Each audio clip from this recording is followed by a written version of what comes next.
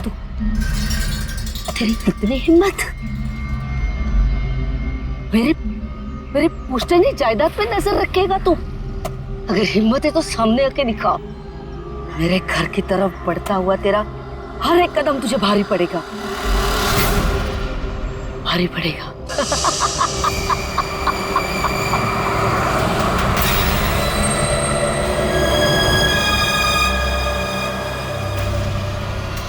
यार यहाँ पे तो कोई भी नहीं दिख रहा, किससे पूछूं? इतना घना जंगल है, कोई साइन बोर्ड भी नहीं है यहाँ पे।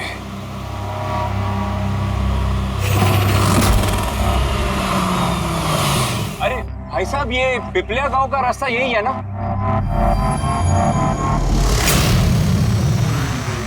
अरे सुनो ना भाई साहब, अरे बड़ा अजीब आदमी है।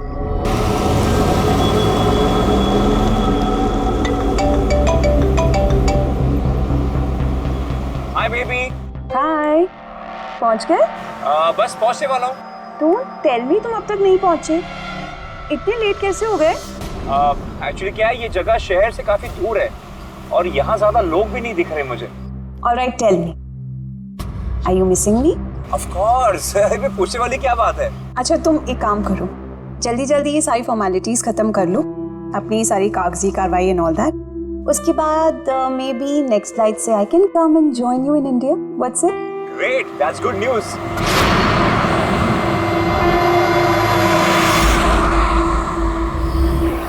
अच्छा बेबी, मुझे लग रहा है कि मैं पहुंच गया हूँ, वो मकान दिख रहा है मुझे। अरे ये गेट क्यों बंद है?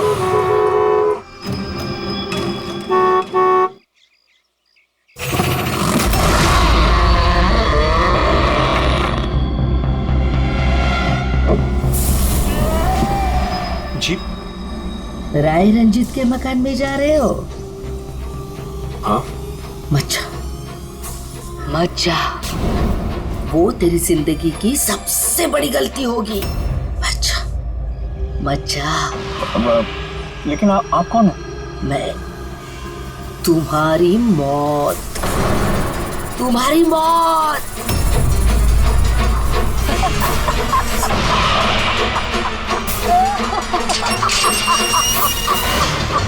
बुढ़िया चल चल, ले जा।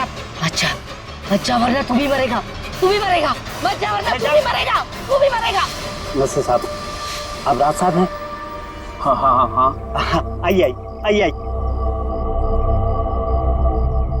Hello Raj, Raj are you okay? कौन था? हाँ, अरे वंदना मैं ठीक हूँ, कोई नहीं था और मैं पहुंच गया हूँ। ठीक है, बंगले पे मैं कॉल करता हूँ तुम्हें। Okay, you take care. हाँ, I will speak to you soon. Bye.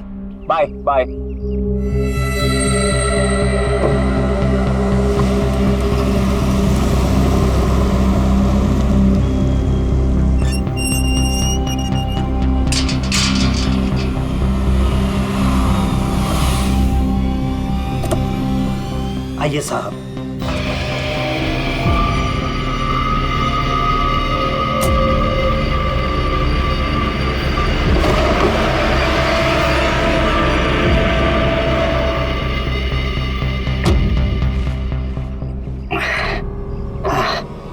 साहब, सफर में कोई तकलीफ तो नहीं हुई?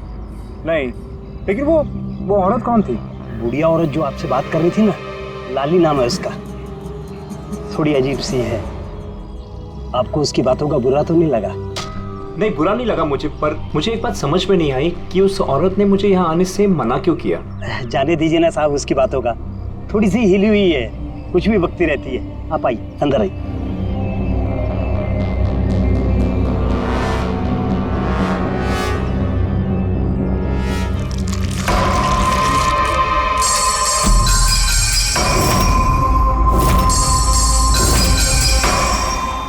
ये आदमी तो मुझे बीच रास्ते में मिला था। उसका नाम कमल है, यहाँ का माली। हमने सोचा अब आप यहाँ पर रहने वाले हैं तो क्यों ना बगीचे के जो रंग बिरंगे फूल हैं फिर से खिल उठाएं। अच्छा, आइए साहब।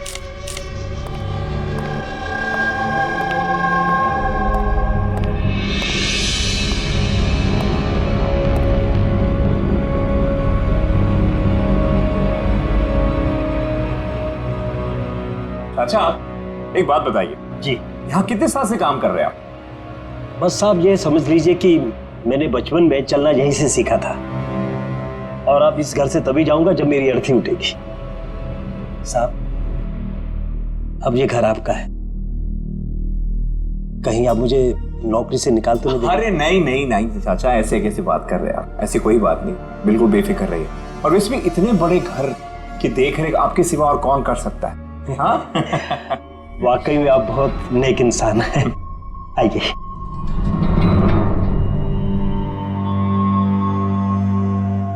साहब ये है आपका रूम, वॉशरूम उधर है, आप फ्रेश हो जाइए, तब तक मैं आपके लिए खाने पीने का बंदोबस्त करता हूँ। ठीक है। ठीक है साहब।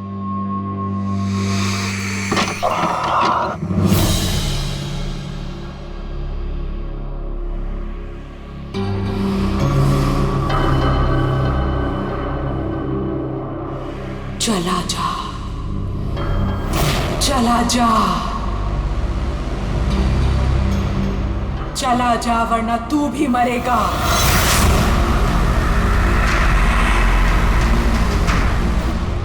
कौन?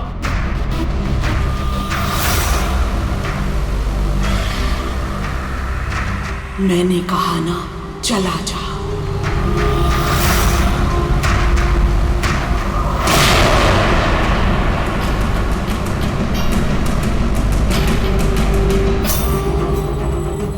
कौन है?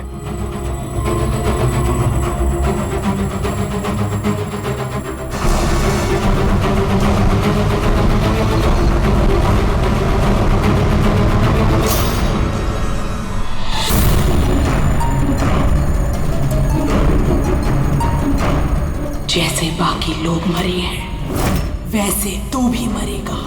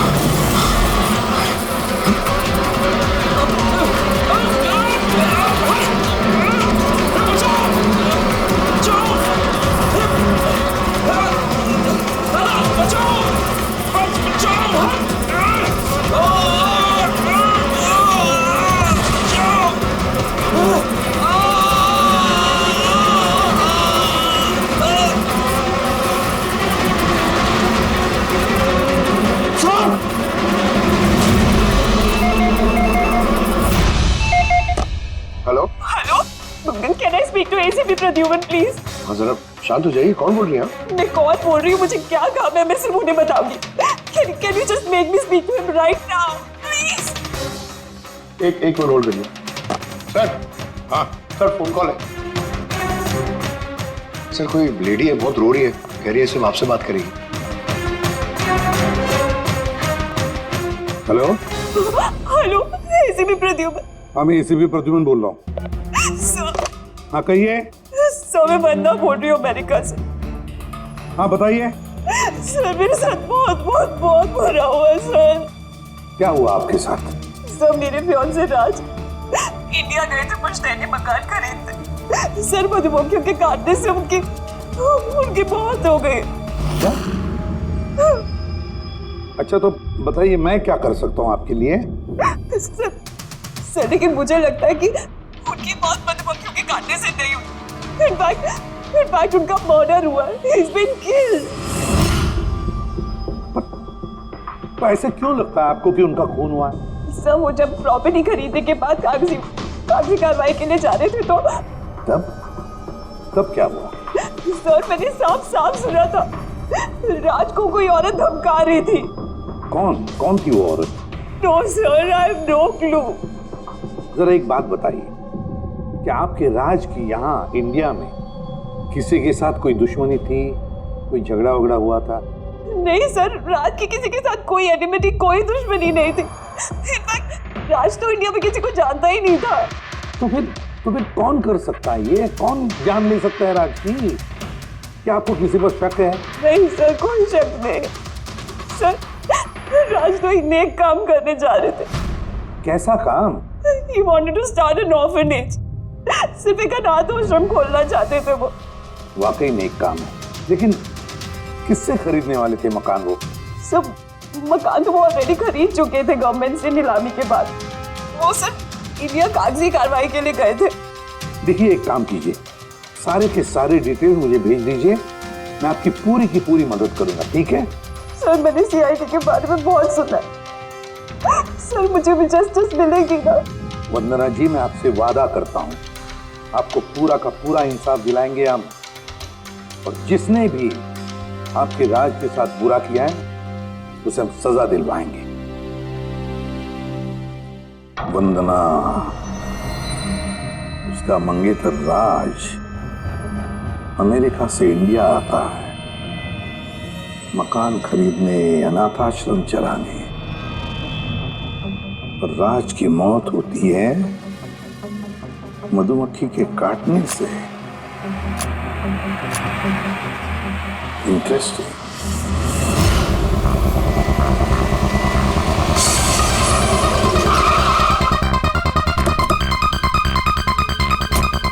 सर यही वही बंगला है जो राज ने सरकार से नीलामी में खरीदा था।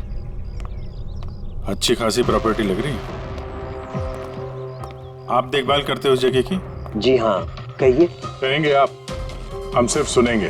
क्या मतलब? सीआईडी? क्या बात होगी सर?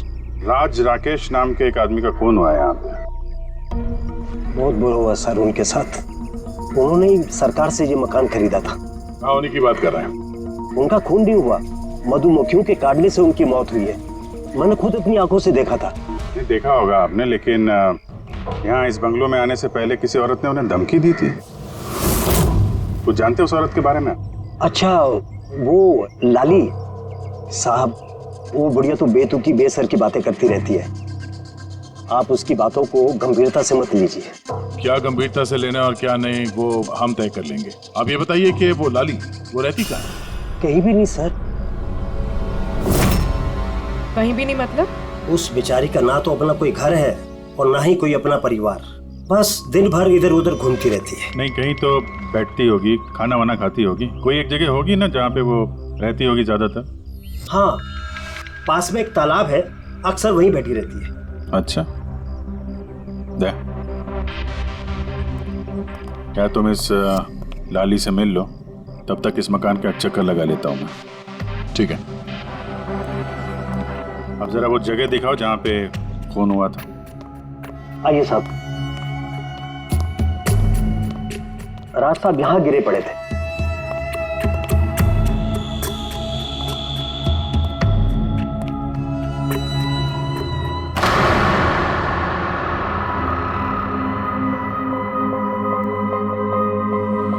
पहले मधुमक्खियों ने राज साहब को मारा, फिर वो खुद मर गए। ये मधुमक्खी के हमले यहाँ पे अक्सर होते रहते हैं क्या? नहीं साहब, इससे पहले तो मैंने एक मधुमक्खी भी नहीं देखी यहाँ। पता नहीं राज साहब के पीछे इतनी सारी मधुमक्खियां अचानक कहाँ से आ गई। राय रंजीत की हवेली से आ रहे हो ना तुम लोग? राय रंजीत की हवेली से आ रहे हो ना तुम लोग?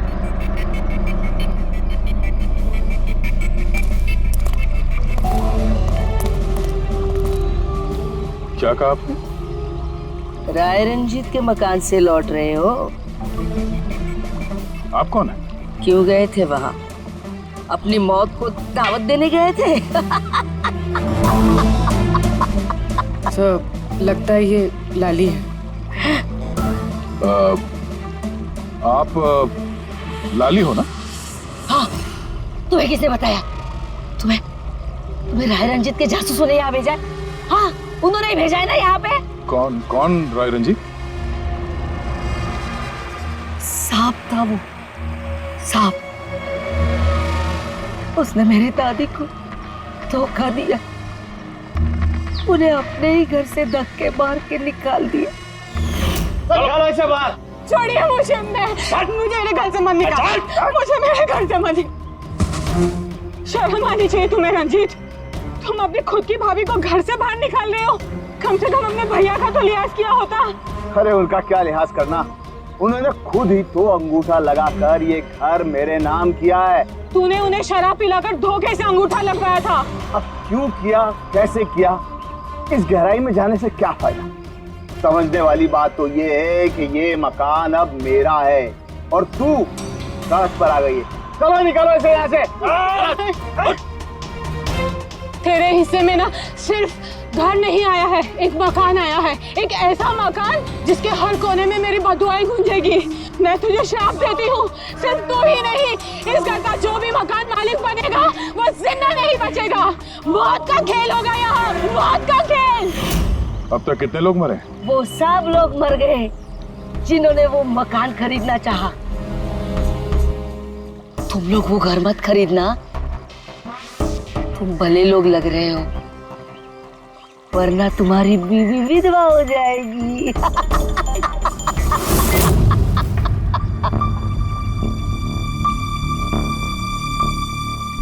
माँ जी, ये कुछ पैसे हैं, काम आएंगे।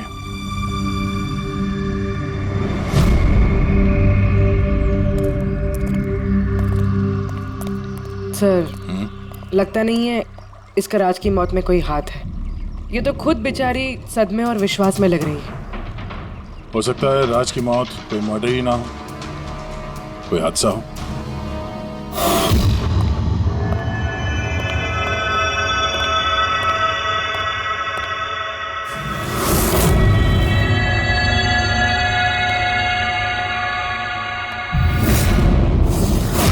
अरे ये कमरा खुला कैसे है?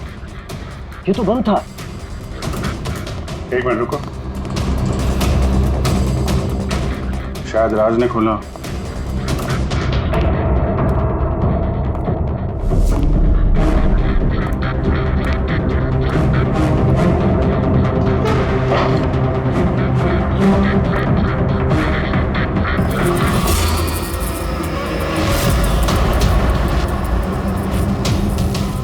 ये है तो छत्ता यहाँ पे। इधर आ। जी सर। ये है मधुमक्खी का छत्ता। अरे मैं पहली बार देख रहा हूँ साहब।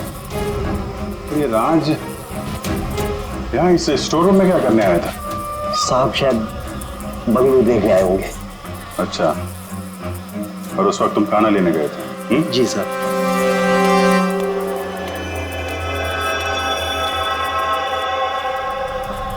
वो कौन है? वो कमल है साहब, यहाँ का माली। जब राज साहब की मौत हुई थी तो ये था यहाँ पे? जी हाँ था। कमल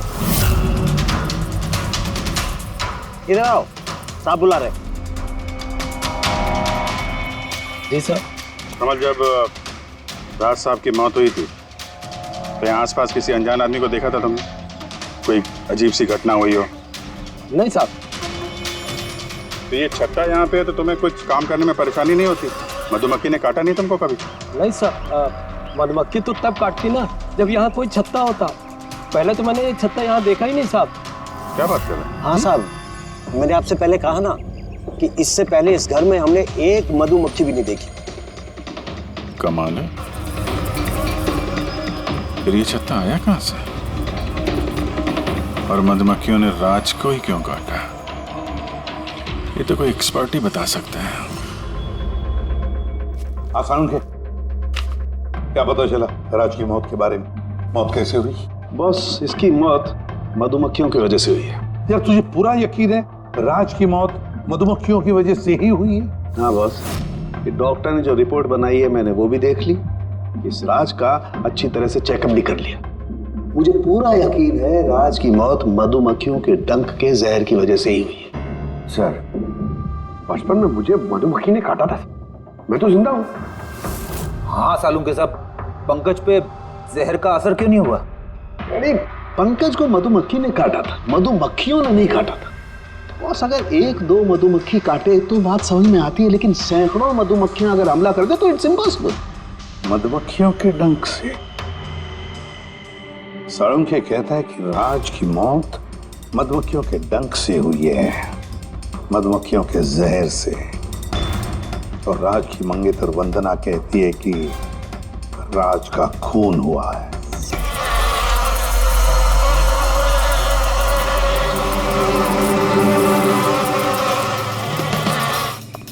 100% इस छत्ते को बाहर से लाकर यहाँ पर लगाया गया। मधुमक्खी के छत्ते को किसी और जगह से लाके किसी और जगह लगाया जा सकता है?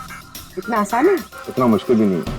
शहद के व्यापार के लिए अक्सर ऐसा किया जाता है। आप बता सकते हैं कितने दिन पहले इस छत्ते को यहाँ पे लगाया गया? ज्यादा दिन नहीं, लगभग 2-3 दिन।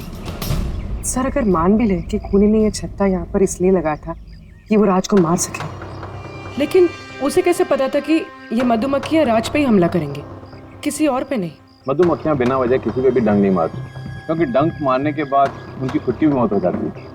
तो ऐसी क्या चीज है जो उन्हें उत्तेजित करती है अटैक करने के लिए? देखिए, जब उन्हें लगता है कि सामने वाले इंसान से उन्हें कुछ खतरा है।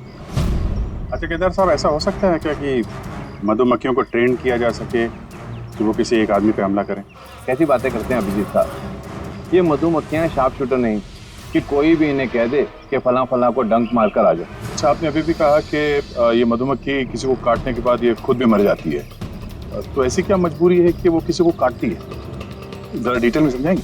मधुमक्खी जब भी किसी को डंक मारती है तो फेरोमोन नाम का एक गंध छोड़ती है, जिससे कि बाकी मधुमक्खियां सचेत होकर सब मिलकर उस पर हमला कर देती हैं। इसीलिए मैंने पहले भी कहा था, मधुमक्खियां बिना वजह किसी पे भी हमला नहीं करती। जरूर राज ने मधुमक्खी के छत्ते के साथ कुछ छेड़खानी की होगी। सर खूनी को कैसे पता था कि राज इस छत्ते के साथ छेड़खानी करेगा? कहीं ये मौत वाकई हादसा तो नहीं? नहीं पूर्वी, राज के आने के ठीक 2 दिन पहले इस छत्ते को यहाँ पे लगाना ये कोई सहयोग तो नहीं हो सकता। सर राज की मौत के बाद ये घर वंदना के नाम हो जाएगा, क्या इन सब के पीछे वंदना तो नहीं है? वंदना इंडिया कब आ रही है? What nonsense! How could you even think like that? आप ऐसे कैसे सोच सकते हैं कि राज की मौत के पीछे मेरा हाथ हो सकता है? और फर्ज कीजिए कि राज की मौत के पीछे मेरा हाथ था, तो मैं आप लोगों को फोन क्यों करती? पुलिस तो ऑलरेडी ये केस क्लोज कर चुकी थी ना। देखिए, हम सिर्फ पूछ रहे हैं। वैसे राज जी के बाद ये मकान किसके नाम पे है? I don't know. राज ने गवर्नमेंट से मकान खरीदा था, तो शायद गवर्नमेंट को वापस मिल गया। मुझे अभी तक कोई नोटिस नहीं है। हाल फिलहाल में राज का किसी के साथ कोई झगड़ा हुआ था? I have already told you that Raj एक नेक दिल इंसान थे और उनका किसी से दुश्मनी होना वाज इम्पॉसिबल। अगर मुझे पता होता कि राज की नेक दिली उनकी जान ले लेगी तो मैं उन्हें कभी इंडिया आने ही नहीं देती। ये अनाथ आश्रम खोलने का ख्याल राज जी के दिमाग में कैसे आया?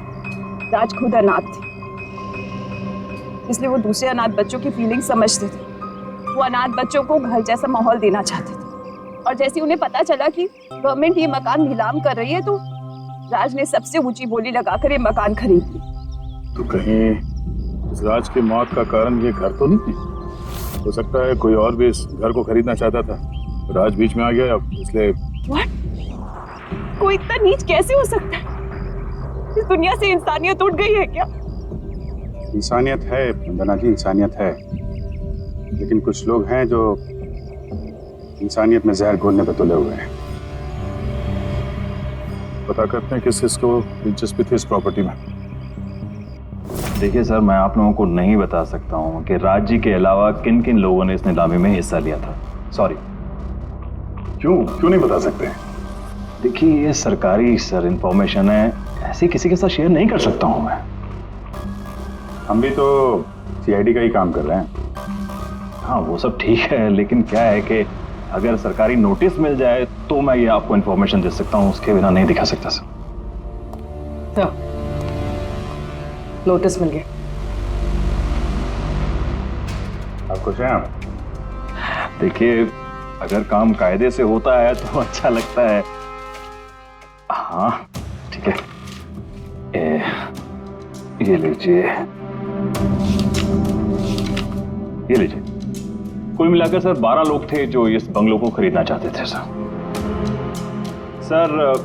इस बंगलों के पास एक्चुअली सरकार एक हाईवे बना रही है, इसलिए सब लोग बढ़ चढ़कर बोली लगा रहे हैं और हर कोई इस बंगलों को खरीदना चाहता है। अच्छा, ये राज जी की मौत के बाद अब ये मकान किसको मिलेगा?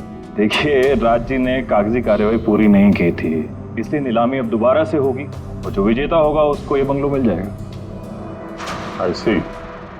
और ये नई नीलामी कब होगी?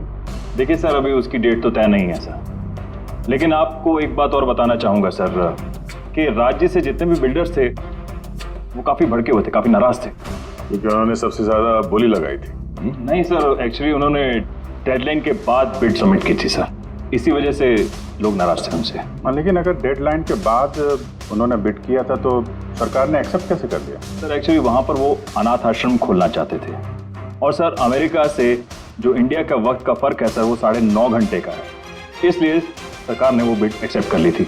देखिए, अब घर तो उसी को मिलेगा जिसकी किस्मत में होगा सर।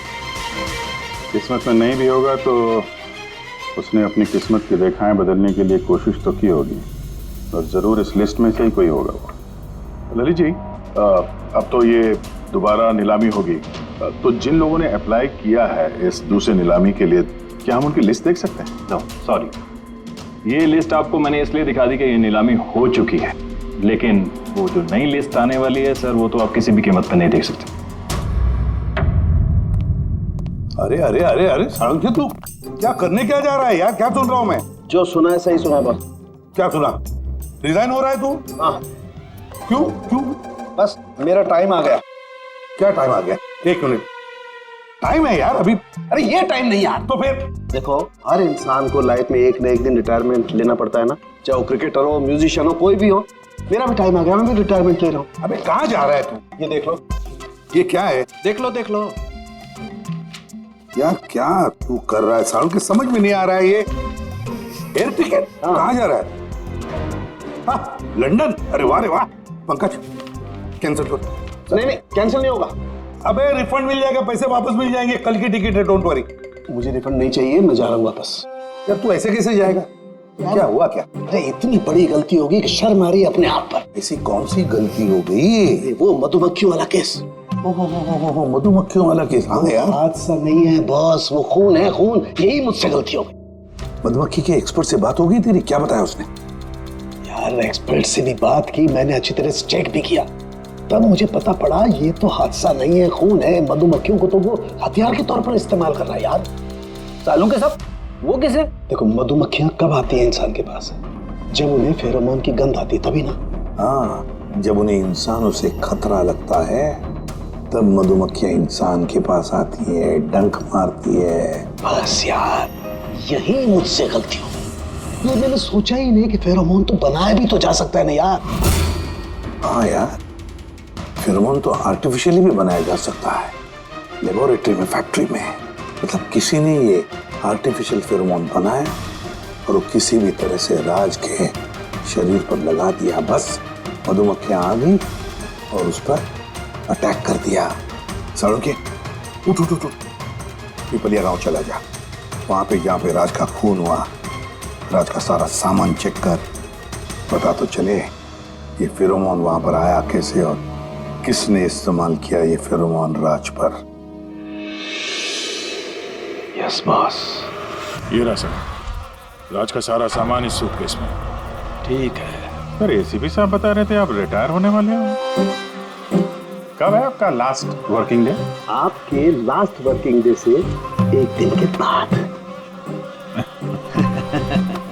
मतलब नहीं आ रहा है।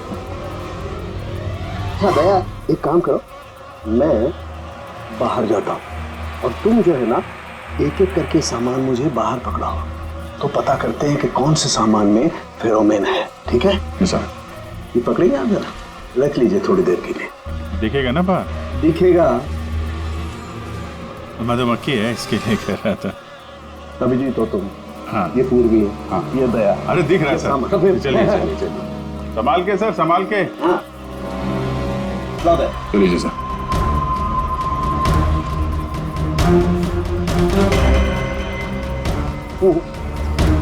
नहीं, इसमें फेरोमोन नहीं।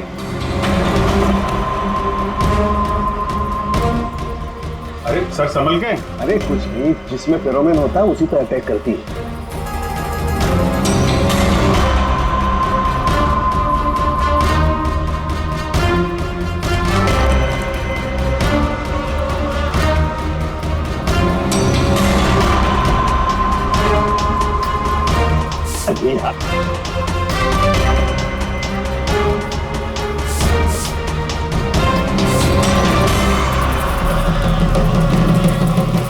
हरकत हुई, देखो देखो, अटैकिंग मूड में आई है ये मधुमक्खी, देखो।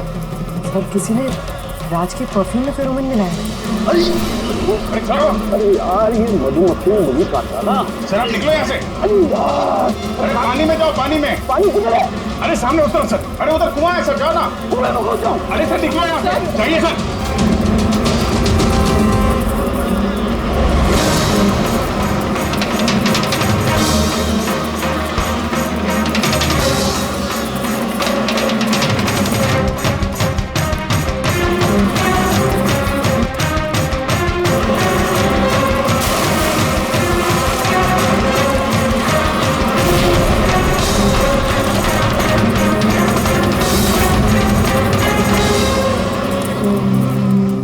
आप ठीक हो सर? बाप रे बाप, ये मधुमक्खियां आपको रिटायर नहीं होने देंगी सर। बाहर निकालो मुझे। आइए आइए आइए सर। मधुमक्खी, अरे नहीं, आइए आइए सर, आइए। हेलो जी, नमस्ते, कैसे हैं आप? जी मैं चंदूमल फंडूमल कंकेशबाज। अरे वाह, बहुत लंबा नाम है आपका। बताइए क्या काम था आपको? जी वो नीलामी के लिए आया था मैं। वो पुराना वाला बंगलो हाईवे के पास, वो खरीदना है मुझे। सर ऐसे नहीं खरीद सकते हैं सर, उसमें नीलामी होगी तभी वो जो जीतेगा वही खरीद सकता है। अरे तो पैसा लगाएगा ना, मैं पैसा लगाएगा। देखिए अब टाइम नहीं बचा है, सिर्फ 15 मिनट बचे हैं, आप लेट हो गए। अरे क्या बात कर रहे हैं सर, 15 मिनट में क्या क्या हो जाता है। ये देखिए ना, मैं तो ये बेड का लिफाफा भी लाया हूँ, ये देखिए। राकेश इधर रजिस्टर लेकर आ।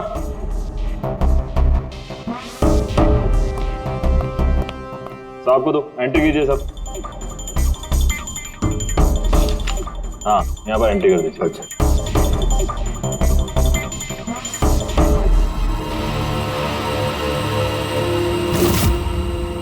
यहाँ साइन कर दीजिए लास्ट में। Good, like. अच्छा वेरी गुड, ये तो अच्छा हो गया सर। वो बंगले का चाबी। और मजाक कर रहे हैं? अरे चाबी ऐसे थोड़ा ना मिलती है। अरे भाई बोली लगेगी, नीलामी होगी, उसके बाद जो जीतेगा उसको मिलेगा। भाई क्या बात कर रहे हैं आप? बेट तो मैं ही जीतूंगा, ये पक्का है। भाभी और बच्चों को मेरा प्यार देना, ठीक है सर? Thank you. पता नहीं कहाँ से चले आते हैं, कमाल है।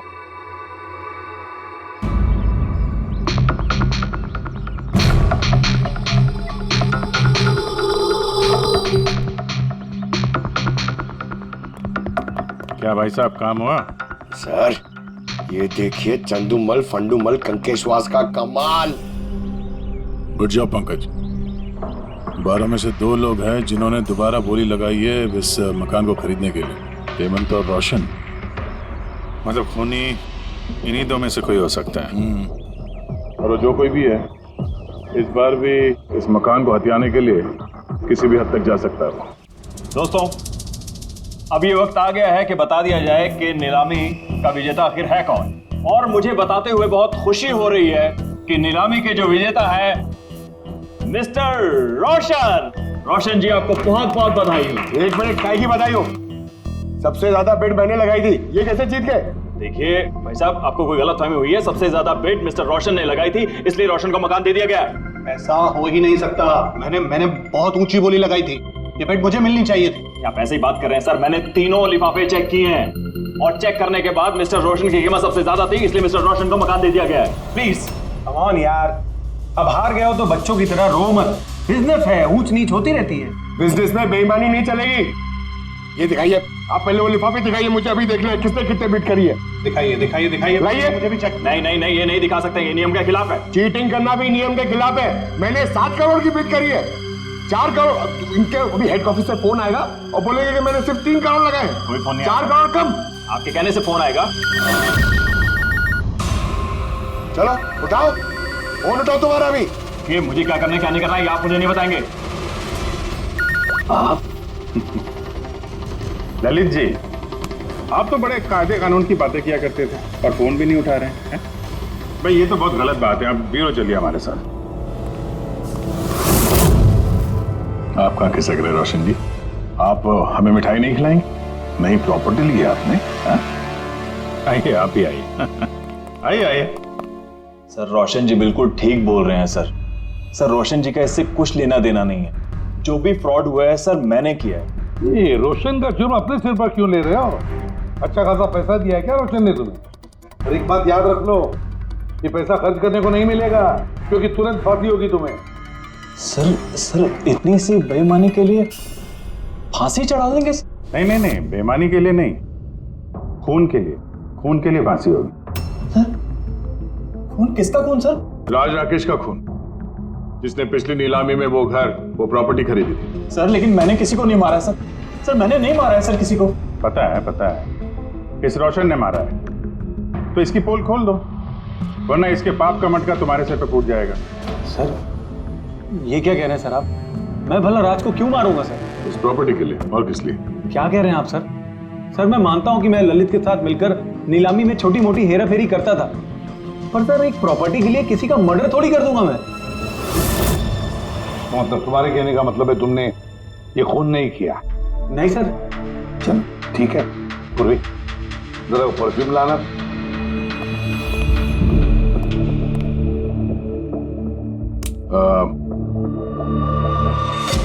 ये परफ्यूम छिड़क दूं? हाँ? बाहर मधुमक्खियों का छत्ता है, क्या बोलता है? Sir perfume? हाँ? आपकी मर्जी सर, लेकिन हमारे इस केस से परफ्यूम का क्या लेना देना सर? मुझे वाकई पता नहीं इस परफ्यूम का कोई इस केस से संबंध है। सर जी हम सच कह रहे हैं सर, राज्य की मौत से हमारा कोई संबंध नहीं है सर। ललित बिल्कुल ठीक कह रहा है सर।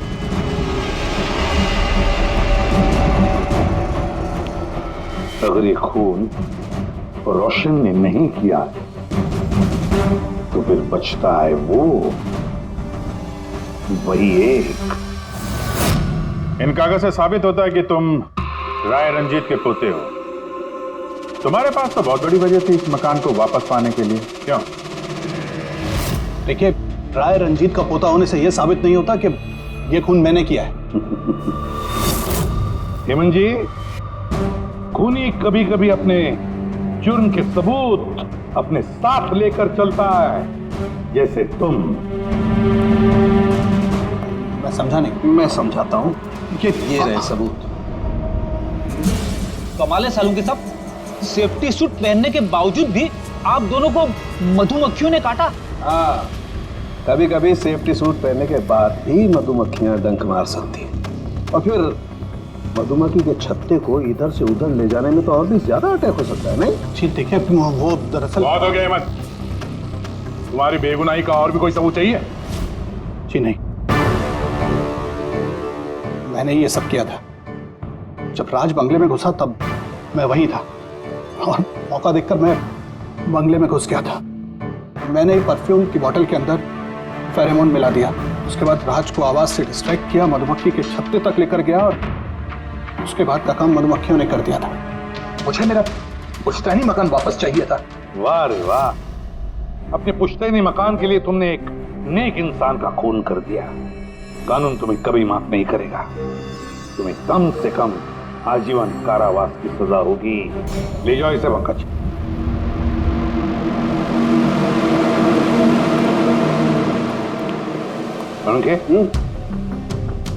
केस खत्म, रिटायर हो सकता है तू। मुझे रिटायर होना ही नहीं है। कल तक तो बोल रहा था रिटायर करूं। वो कल की बात थी। भगवान, मतलब पीछा तो नहीं छूटने वाला इस आदमी से अपना। पीछा नहीं छूटने वाला है किसी का किसी से नहीं। मुझे तुम्हारे बिना चैन नहीं और तुम्हें मेरे बिना चैन नहीं। ये लीजिए, सरकार ने बंगलो अब राज से आपके नाम करने का निर्णय लिया है। उम्मीद है कि अब आप मिस्टर राज के अनाथ आश्रम खोलने का सपना पूरा कर पाएंगे। राज के जाने के बाद मेरी लाइफ का यही मकसद रह गया है, उसका आखिरी सपना पूरा करना। But thank you so much Raj को जस्टिस दिलाने के लिए। हमने जो कुछ भी किया वो तो हमारा फर्ज था। आपको और कोई मदद की जरूरत हो तो हमें जरूर याद करिएगा। कभी कभी आते रहिएगा, उन बच्चों को भी आपसे इंस्पिरेशन मिलेगी। ये भी कोई पूछने की बात है? हो सकता है उन बच्चों में हमें कोई हमारा नया CID ऑफिसर मिल जाए।